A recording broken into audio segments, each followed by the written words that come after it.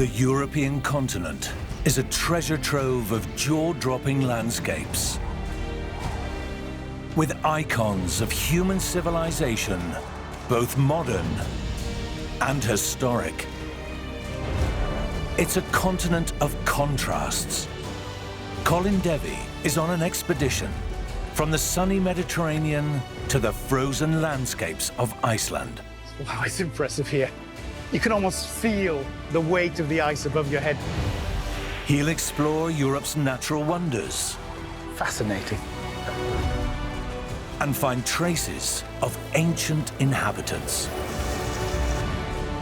Where today life pulsates in the metropolitan areas, strange creatures once populated the land. Join Colin Devey on a journey through the natural history of a fascinating continent.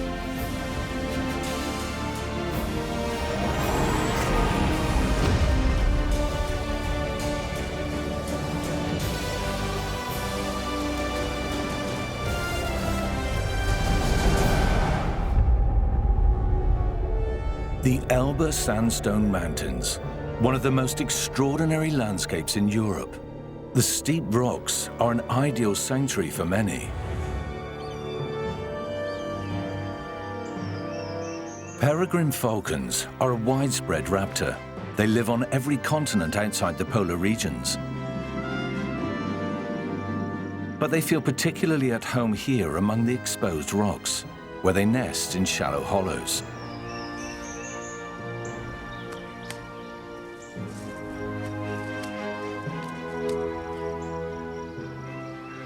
Grey wagtails look for food in the clear brooks. They share parenting duty, and chicks wait impatiently in a hidden crevice close by. The woods around these rocks are popular with visitors.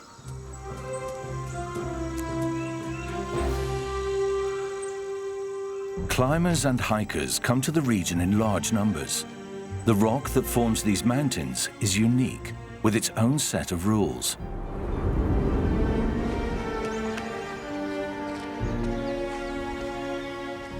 Every touch reveals the basic substance of this landscape: sand. Geologically speaking, the rocks are relatively young. As impressive as these natural monuments may seem, they are fragile and protected for good reason.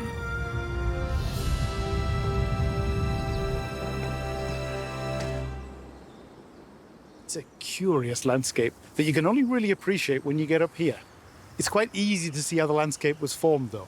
This used to be a huge sandstone plateau, and the stone itself, the sandstone, is really quite soft. So the River Elbe, which you can see behind me, and the wind and rain have been able to cut down into it, and they've left these pillars, sculptures almost, behind. The sandstone itself is quite old, and at that time, this was the coastline. The history of this landscape goes back a long way, millions of years.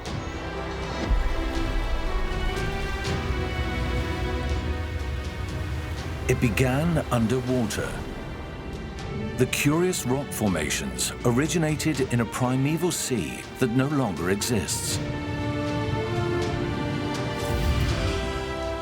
We're on the edge of the great Tethys Ocean. 100 million years ago, in a wide bay. Europe is a water world. Tropical temperatures have heated up the oceans, and there is no ice at the poles.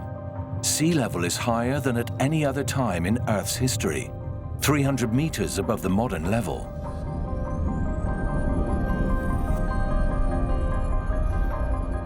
The area of the Elbe sandstone lies in a shallow sea.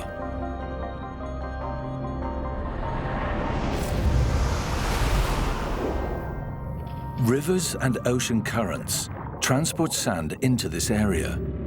The murky waters are perfect for hunters. Crocodiles and sharks resemble their modern descendants. But the ancient crocodiles are much bigger. The Deinosuchus, which translates to terrible crocodile, was a massive predator.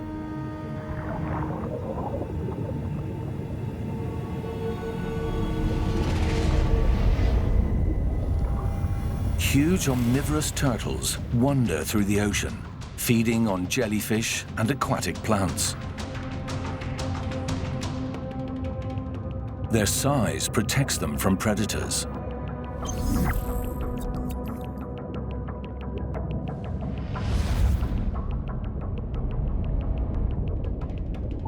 Ammonites have inhabited the world's oceans for over 350 million years. They thrive one last time in the Tethys Sea before completely disappearing at the end of the Cretaceous period. Plesiosaurs, prehistoric marine reptiles, roam the shallow coastal waters in search of fish. They have small heads, very long necks, and stretch up to 15 meters long. Floating elegantly through the ocean using their fin-like limbs as gigantic paddles.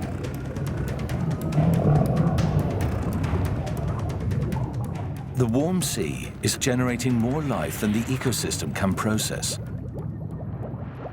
The uneaten biomass left over from the ocean's dead sinks to the depths, where it remains undegraded.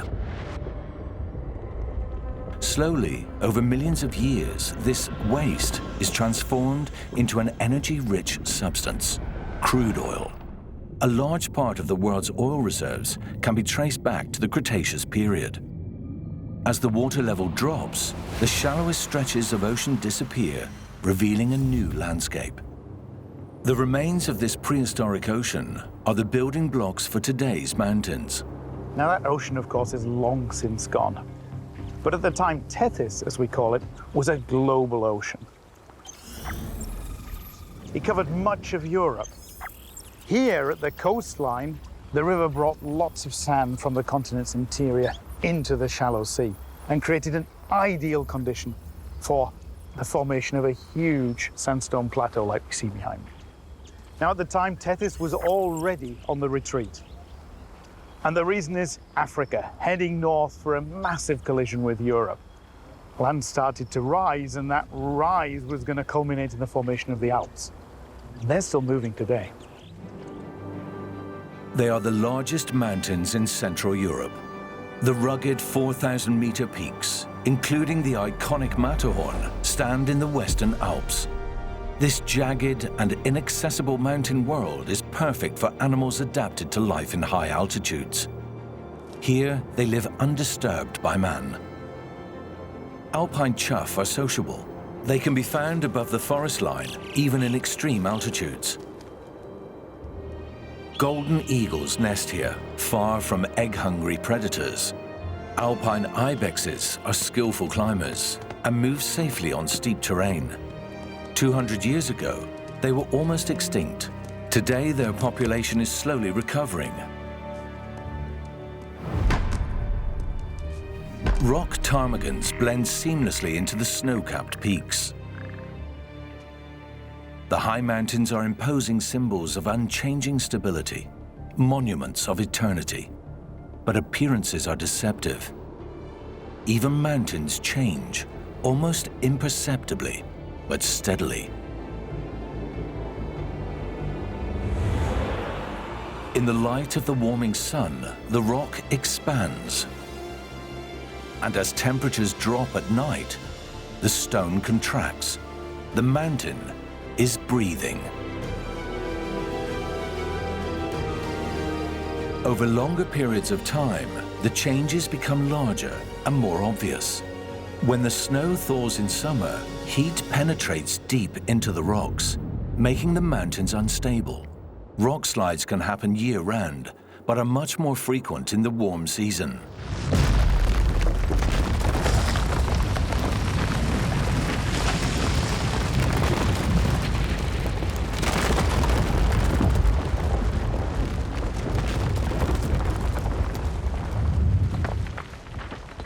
Larger movements are rare, but have enormous impact. In the Mattertal near Randa in Switzerland, an entire mountain slope started to slide in 1991. 33 million cubic meters of stone fell into the depths. Slowly, the landscape changes shape.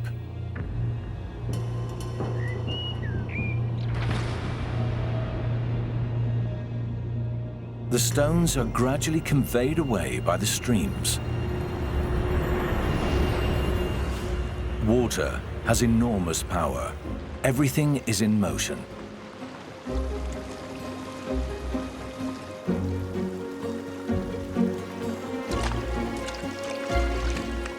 The stones wander downhill meter by meter. Where the boulders settle, they form new habitats.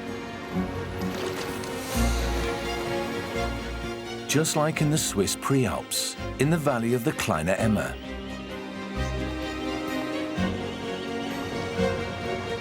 Each of these stones is unique, with its own origin and history.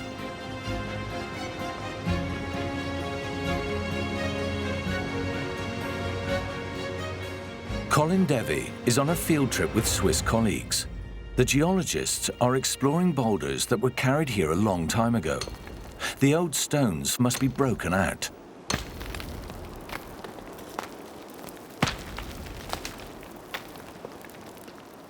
We can pretty much tell where this material comes from. This, for example, is an ophiolite.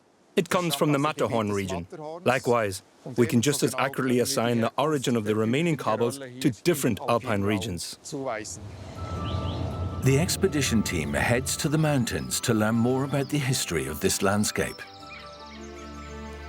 Alpine marmots prefer sunny meadows, where they find plenty of food and space to romp about.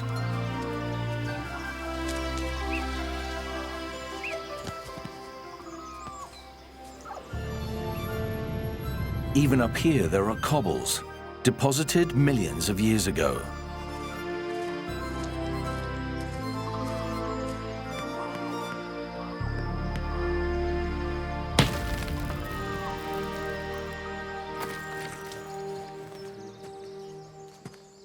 Well, it's a river pebble. There's nothing spectacular about that of itself, but it's in a pretty spectacular and unusual place. I'm 1,000 meters above sea level, halfway up a mountain in the Alpine foreland, and obviously, in times gone past, there were rivers here. These rivers have brought millions of tons of pebbles and deposited them here, layer upon layer. And over time, those layers have become rock and built this whole mountain, the Rigi Massif.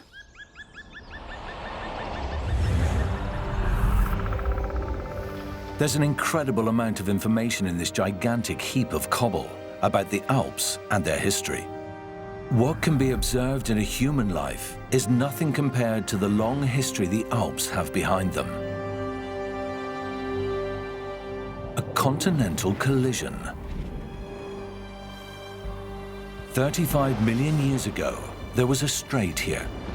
But in just 3 million years, the ocean disappears. Mountain formation begins. In another 5 million years, the Alps rise to become a mountain range.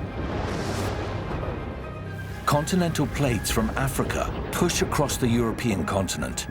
The various plates penetrate each other under the surface. And so, today, the geological border between Africa and Europe lies in Europe.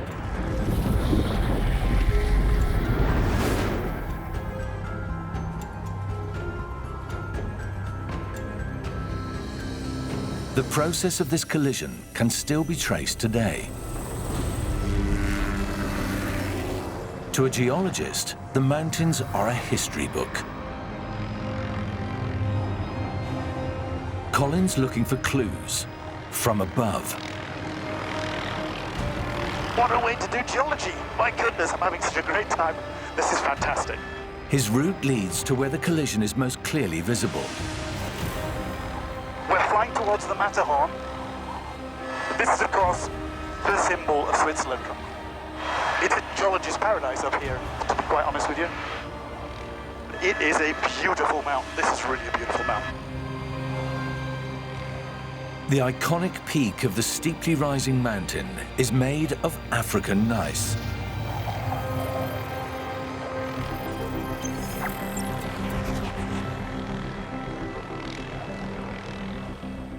It's a fantastic way to do geology, especially if you're looking at large-scale features like we are here. The journey continues from the African peak of the Matterhorn to the north.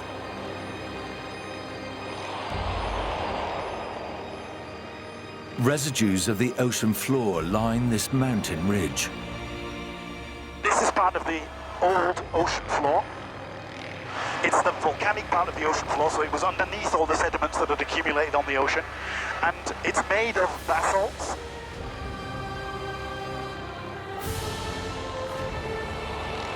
Here, the chain of collision is perfectly lined up. Volcanic sea floor from the depths. Behind it, deposits of the Tethys Ocean. And finally, the old European continent. The meeting of continents is still reflected in these central sections of the Alps today.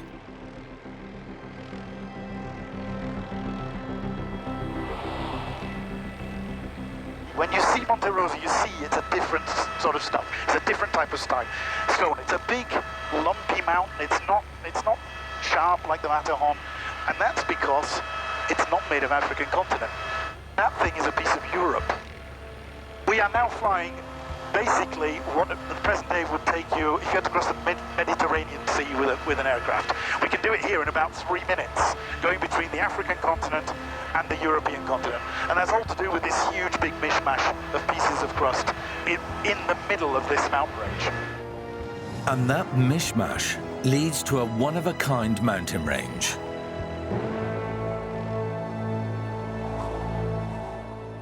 But the natural history of the continent still has a long way to go. 50 million years ago, the African plate is picking up speed. When parts of it collide with Europe and the Alps are lifted out of the sea, completely new areas emerge at the edge of this event.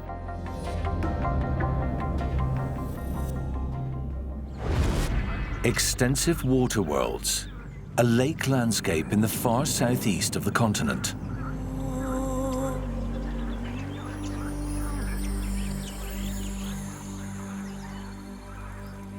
Today, the Danube Delta is one of the most species-rich natural sites in Europe. A floating empire between earth, water, and air on the banks of the Black Sea. Many migratory birds make a stopover in the region, and some settle to raise their young.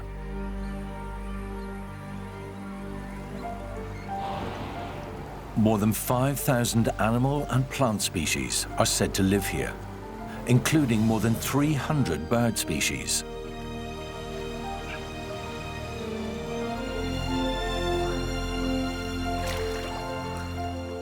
There are many nesting sites to discover, but Colin has found something else. So, here we have a little stowaway. It's a pond frog that's jumped on board, and life really is in your face here. And it's amazing how much life there is.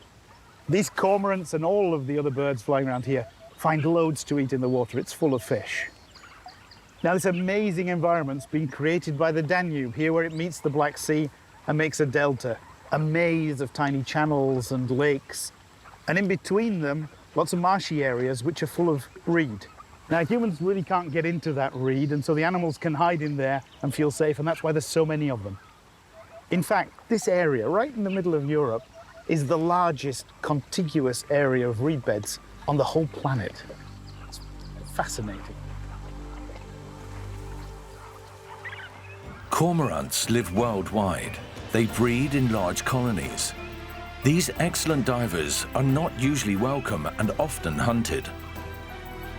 Not so in the Danube Delta. There is enough space here for everyone. Over 5,000 square kilometers provides enough room for an enormous number of habitats. Here, the mighty Danube flows slowly, bringing nutrients that form the base of a long food chain. There are many carp-like fish, a favorite dish of pelicans. The catfish migrates to the calm waters for spawning. This is the largest pelican colony in Europe. The majority come from Africa every spring. It's also a perfect place for the kingfisher. It observes the water from its lookout on the shore. Kingfishers are dependent on calm, clear water.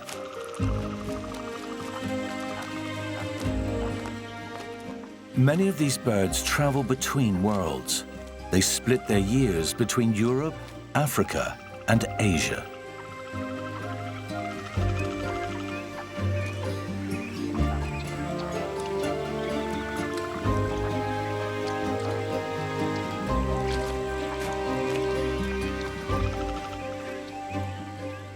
The Danube Delta is a sheltered meeting point between the continents,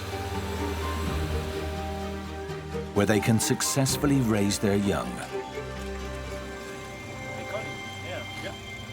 Colin has an unusual encounter. A golden jackal roused the birds. In the early morning, it comes very close to the shore. Golden jackals have only been seen here for a few years in the Danube Delta. Their real home lies far away on the Arabian Peninsula. We saw the jackals for the first time this morning. And in fact, jackals have only been in this area for the last few years. They're slowly migrating into this region from the south. Now, that type of animal migration has happened time and again in Earth's history and is really important for the evolution of life on Earth. But to migrate, the animals need pathways that they can follow. Let's go back in time. This is the Tethyan Ocean, and it's slowly being squeezed shut as Africa comes towards Europe. About 20 million years ago, the first land bridges are produced, and they divide the Tethys up into sub-basins. These are the precursors of the Mediterranean and the Black Sea and the Caspian Sea. And these land bridges are the important things, and especially their coastal regions. They allow the animals to migrate northwards and southwards to meet and mix. It's very similar to what's happening in the Danube Delta today. The Danube, of course, is a fairly recent phenomenon on our planet. And 20 million years ago, the coastline wasn't here, it was much further in the west. So if we want to find the evidence for the mixing that happened back then, we need to go upriver. Ancient Europe also had a habitat similar to the Danube Delta. But the coastline was further to the west, at the foot of the Alps. Today, that same location is covered by a metropolis with almost 3 million people.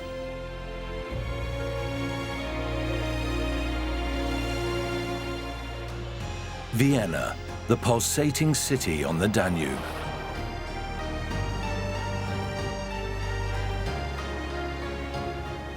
A popular destination for tourists from all over the world. They visit the historical monuments, vestiges of a great past, and center of a former empire.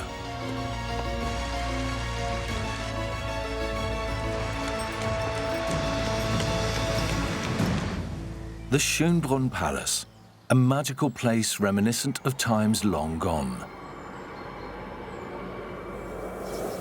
20 million years ago, in the Miocene, migrants came from Africa.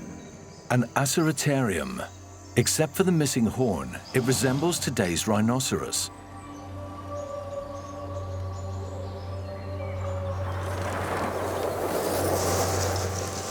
Bear dogs, predators who emigrated from America. Meet Calicotherium, odd-looking herbivores who stand 2.5 meters tall. The impressive giants walk on their knuckles like gorillas.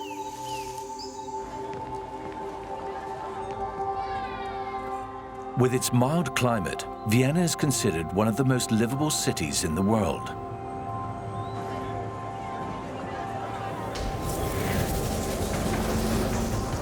A similar climate is also appreciated by the Dinotherium, a proboscidean with downward curved tusks in the lower jaw.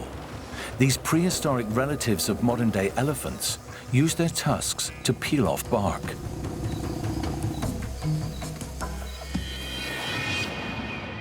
Where today the woods border the outskirts of the city, 20 million years ago, swamp forests stretched to the sea.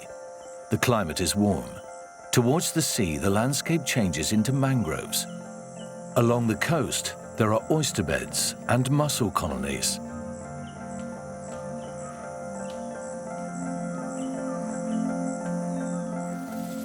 Later, the area transforms into a river landscape, dotted with swamps. Flocks of birds cross the area. It's the forerunner of today's Danube Delta, a species-rich hotspot. And so Vienna is, then as now, an international meeting place.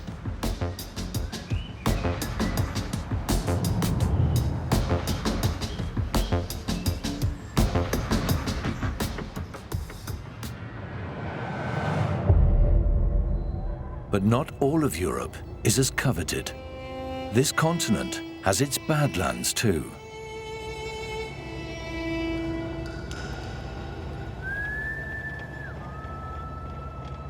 I know this looks like Africa or North America, but it isn't. It's Europe. We're in Europe's only desert in southwest Spain, a place called Tabernas. They filmed lots of the spaghetti westerns here. And the landscape is so fascinating, I'm gonna have to get out and have a look. In fact, the desert isn't as barren and empty as it looks at first glance. Red-legged partridges are very adaptable. They cope well with aridity and the rocky desert soil. Iberian ibexes also enjoy the sparsely vegetated area. In winter, they come down from the snowy mountains to find food in the desert. In the barren terrain, the shy animals have everything well in view.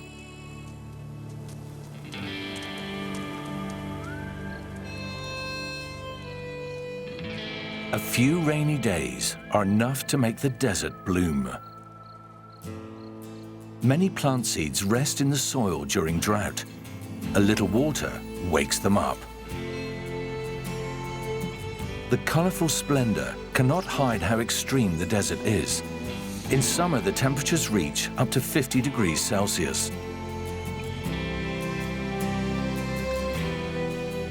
That's when it becomes a tough fight against water shortages and extreme heat for everyone.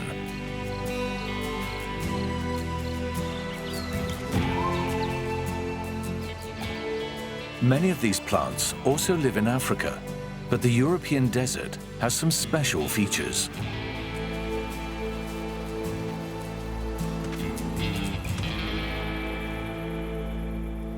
This is a typical desert, which, despite what you might think, doesn't actually mean it has to be really hot.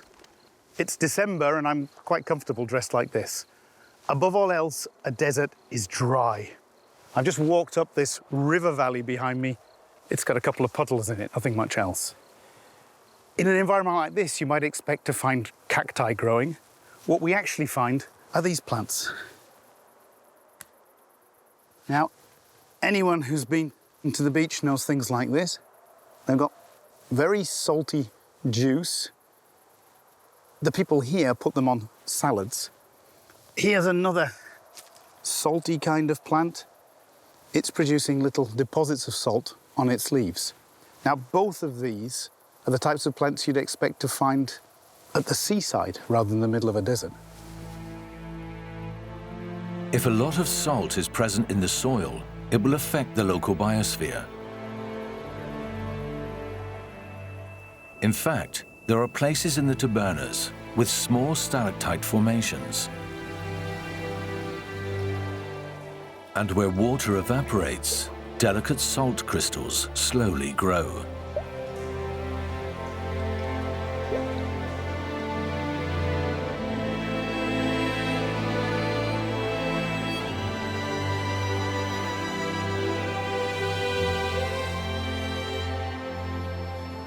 Over many years, an entire salt wall has formed.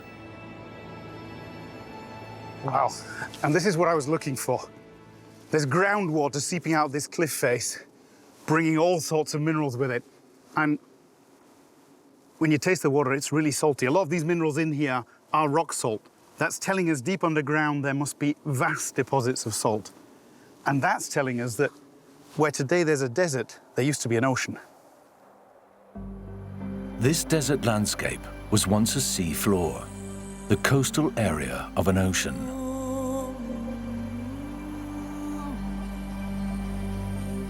Today, the Tabernas lies at the foot of a mountain range, the Baltic Cordillera. And only 20 kilometers further south lies the Mediterranean coast, with the famous sand beaches of Andalusia.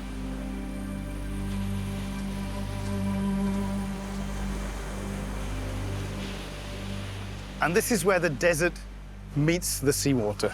This coastline, in terms of geological process, is not at all fixed. It depends completely on how much water's in the Mediterranean. And the Mediterranean itself is just a part of the Atlantic Ocean. They're connected, of course, via the Straits of Gibraltar. But it wasn't always like that. If we go back in time several million years, we see that there are two channels connecting the Atlantic to the Mediterranean. And then something happens geologically. A mountain range rises up around Gibraltar, and it cuts off both of those channels. That's the same movement, in fact, which lifted the Tabernas Desert out of the Mediterranean. There's no more water coming from the Atlantic into the Mediterranean, so it dries out, and a huge salty desert is produced. That process, 6 million years ago, influenced the whole of the Mediterranean region. At this time, the landscape is already similar to today's, but then the water begins to gradually retreat, and it leaves its mark, a mighty layer of salt that can still be traced in the soil of the Mediterranean Sea. It's an area with vastly different landscapes, but life has a hard time in this desert.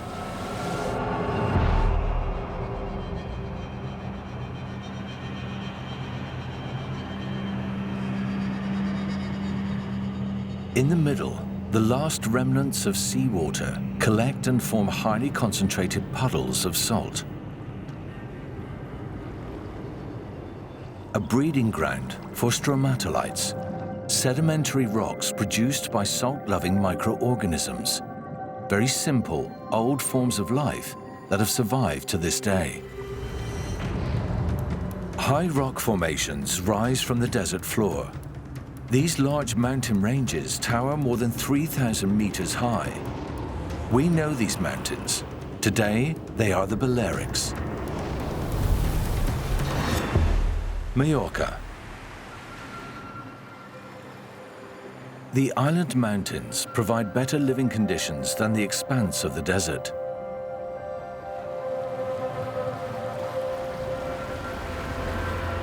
Six million years ago, the entire Mediterranean area forms a gigantic depression. In the coastal area, the continental shelf of mainland Europe rises 1,000 meters above the desert floor. The water of the great European rivers, such as the Rhone, falls many meters over long cascades and cuts canyons into the bedrock.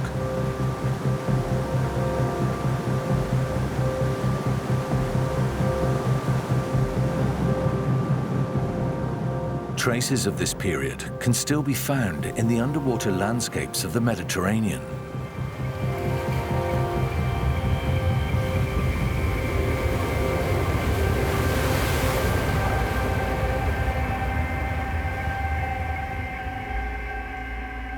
The Rhone is still a river with a strong current.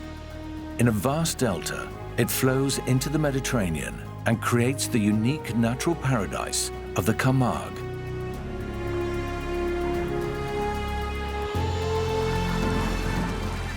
But the wild canyons of the past can only be found inland. Many of the typical caves and karst landscapes of the Mediterranean, such as the Ardèche, originated in a time when there was an extreme gradient along the coast of the sea, and water crashed into the depths with heavy impact.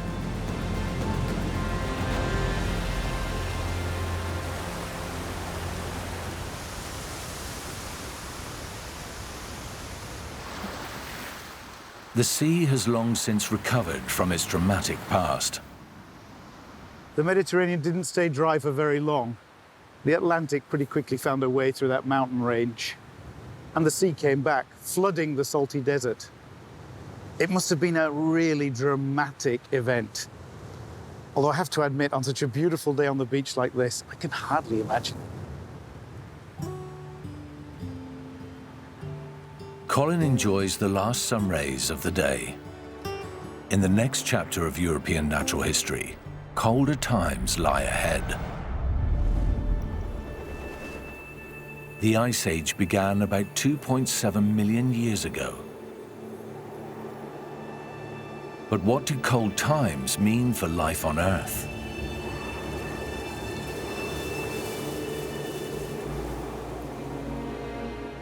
Iceland is one of the northernmost landscapes in Europe, with many echoes of the Ice Age. Here, nature's power is palpable. Both beautiful and unforgiving. The island is made up of two different continents. The active gap between the North American and European plates runs across the country. The energy from the Earth's interior makes itself felt in many places.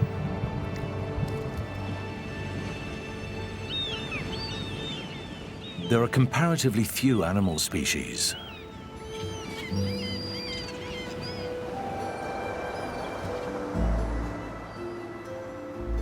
The Icelandic horses were brought in by settlers. Inland, the ground is permanently frozen.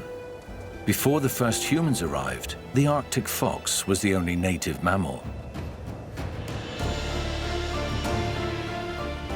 Gigantic glaciers cover large parts of the island and shape the environment, just like in Central Europe during the Ice Ages. Vatnajökull is the largest glacier in Europe, up to 900 meters thick in some areas. Wow, it's impressive here. You can almost feel the weight of the ice above your head.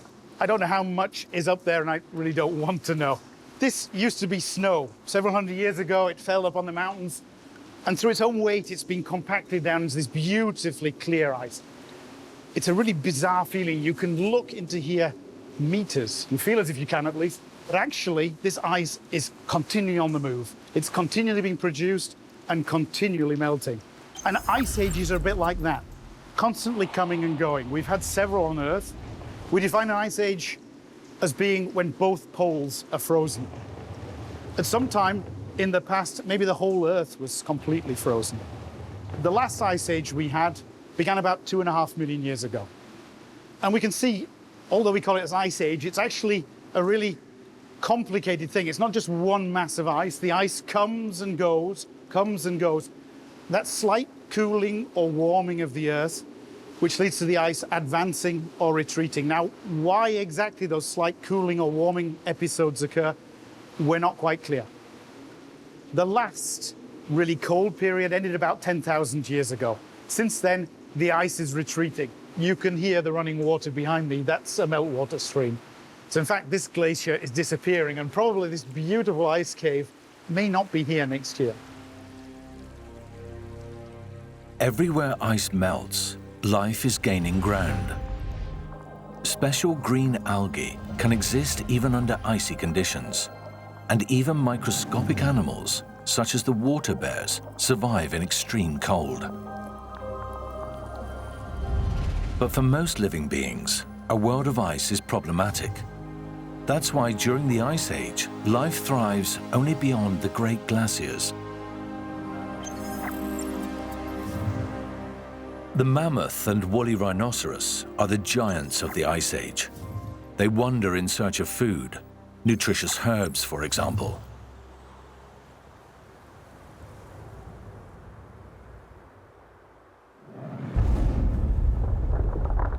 About 15,000 years ago, the glaciers are slowly releasing the continent.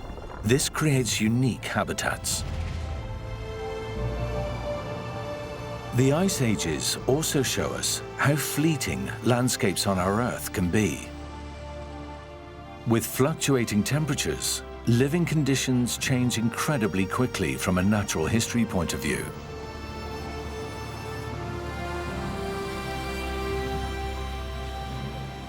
Witnesses from the past still stand on the northeast coast of England. They remind us of a land long gone. This is glacial clay, left here 10,000 years ago as the world got warmer and the ice retreated. Now, there was no North Sea here at that time because sea level was much lower, about 100 meters. And this sort of plastered landscape caused huge peat bogs to form. There's lots of peat here, as you can see, and even trees. This is a 7,000-year-old tree stump. It's got its roots. There are branches lying around here. There are remainders of leaves. This is like looking at an ancient forest floor. It's absolutely fascinating. Now, this forest stretched from here right over to France, and you could walk to France from here 7,000 years ago. The Stone Age people who lived here found absolutely ideal conditions. There was lots of game, there were lots of fish. But this paradise was fairly quickly lost. Doggerland, a perfect moment in the history of the Earth. The receding ice is first followed by light, then increasingly dense forests, fertile soil. It's getting warmer. Sea eagles find plenty of fish in coastal waters. The animal world is changing. Instead of wandering mammoths, there are other four-legged herbivores. They are local animals, such as deer, wild boar, or roe deer, who do not need to migrate because they find enough food on the plains all year round. But the history of the forests between England and France ends soon. The shrinking ice of the glaciers causes sea levels to rise. The soils become salted, and the landscape sinks into the sea. The British island is separated from mainland Europe. Only the remains of ancient trees on the English coast bear witness to the paradise of the last ice age. Doggerland.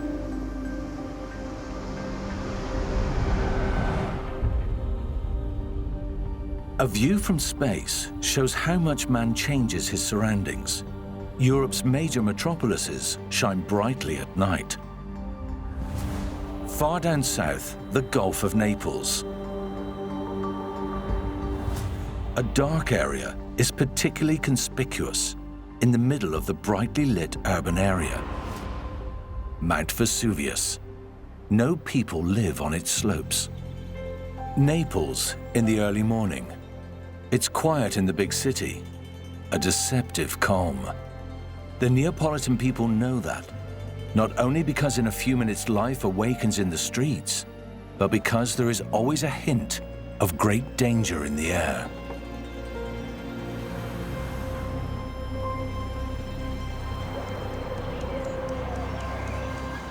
Roman columns.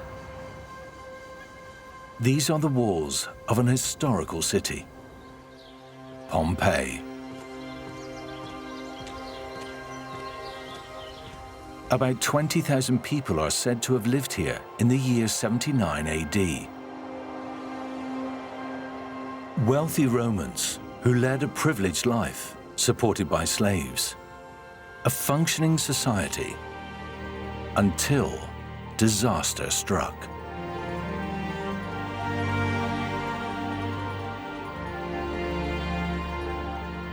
Exceptional.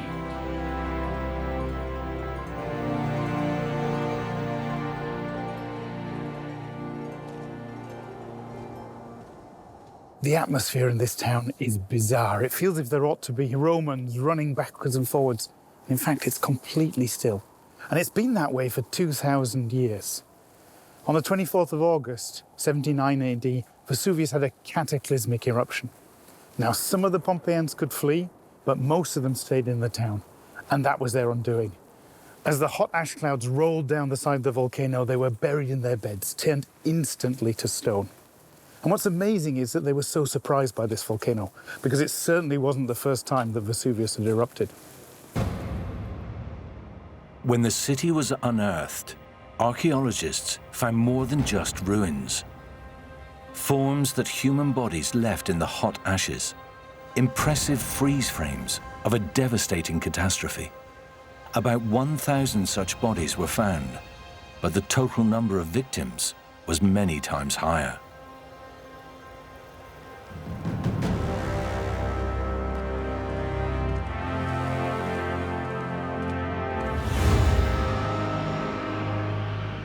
The old volcano, with its long history, still towers above it all today. The ancient crater structures still hold the traces of past eruptions.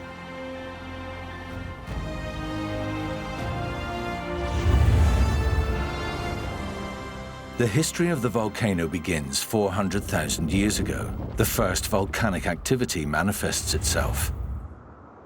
A mountain is building up, the Monte Somma, the forerunner of Vesuvius. 20,000 years ago, it reaches its maximum altitude, 1,800 meters. Then the first explosive outbreak blows the tip off. Rest periods are followed by further outbreaks in the coming millennia. The eruption in Roman times was already the fourth great eruption in its history, and the emergence of the actual Vesuvius with its present peak.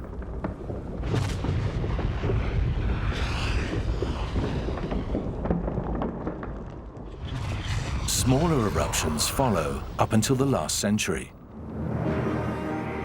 A dangerous mountain, yet people still live in the immediate vicinity of the volcano. It's a tradition.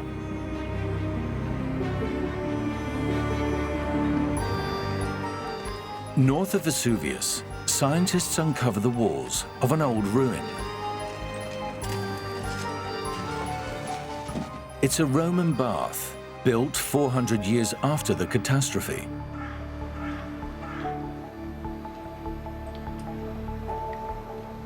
It belongs to a generous country estate.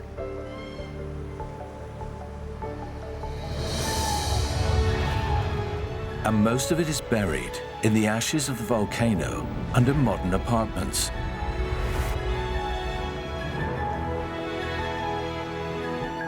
It's a magnificent building from Roman times, and further ruins lie below.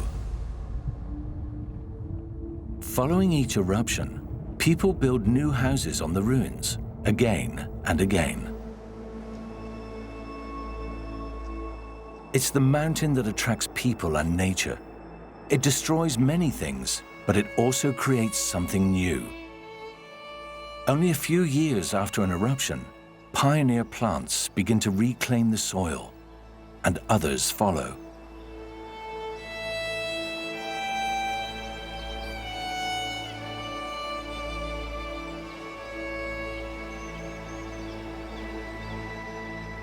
Lava and ash from the volcano contain valuable minerals, fertilizer that furthers growth. An entire region benefits from this.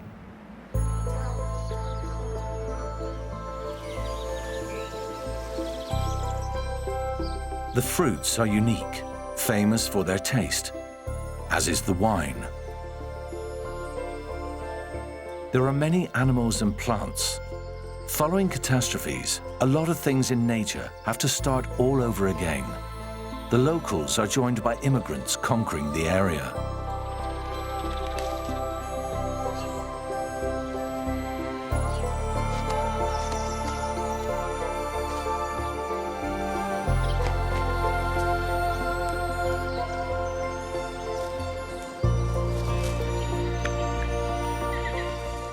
And so, an interesting mixture emerges. The volcano might be a tyrant, but it is also a patron.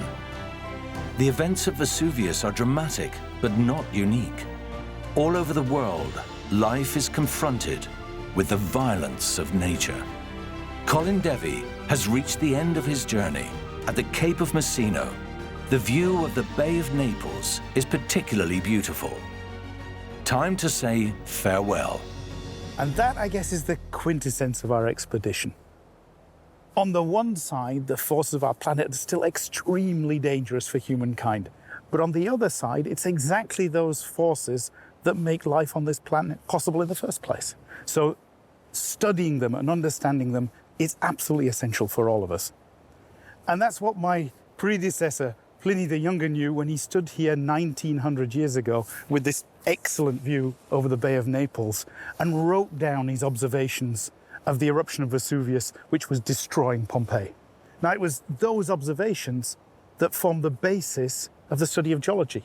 So as a geologist, it's really quite emotional to stand here with this view behind me. And I'm going to enjoy the atmosphere for a few more minutes. Now think about it. Our planet is constantly in motion, and it's always worth taking a closer look. Cheerio.